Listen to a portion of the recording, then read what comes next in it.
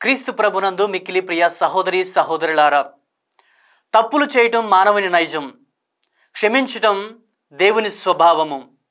మనల్ని గాయపరిచిన వారిని, మనల్ని కష్టపెట్టిన వారిని, మనల్ని మోసం చేసిన వారిని, మనకు అన్యాయం చేసిన వారిని, మన ప్రక్కనే ఉంటూ మనకు గోతులు త్రవ్విన వారిని, మన పరువును ప్రతిష్టలను పోగొట్టిన వారిని క్షమించటము చాలా కష్టమైన పని.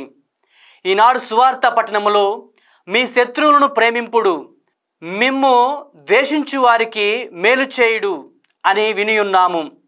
క్రీస్తు ప్రభువు ఇక్కడ విరోధులను క్షమించి ఊరుకోలేదు, వారికి మేలు చేయమని ఆజ్ఞాపించారు. తాను ఆజ్ఞాపించినది చేసి చూపించారు.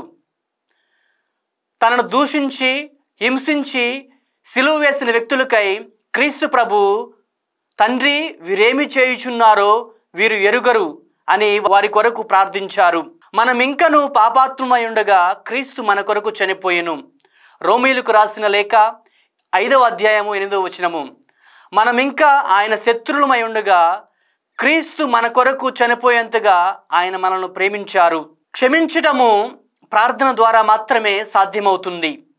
మనం ఇతరులను క్షమించగలిగితేనే దేవుని క్షమను మనం పొందగలుగుతాము. ప్రియ సహోదరులారా, అపకారికి నుపకారము నెపమెన్నక చేయువాడే నేర్పరి సుమతి, హాని చేయువాడికి మేలు చేసేవాడే నేర్పు గలవాడు అని సుమతి శతకము వివరిస్తుంది. ఈ నేర్పు ఓర్పు అనేది మనకు ప్రార్థన ద్వారా మాత్రమే సాధ్యమవుతుంది. మనం ఎప్పుడైతే ప్రార్థిస్తామో అప్పుడే మనకు ఆ ఓర్పు, శాంతి, ప్రేమ అనేది మనలోకి వస్తుంది. మనం ఇతరులను ప్రేమించగలుగుతాము. ప్రియా సహోదరులారా, దేవుడిచ్చినటువంటి ఈ ఆజ్ఞ, మీ శత్రువులను ప్రేమింపుడు, మిమ్ము ద్వేషించు వారికి మేలు చేయుడు అనే ఆజ్ఞను మనందరి హృదయాలలో ప్రతిధ్వనింప చేయాలి.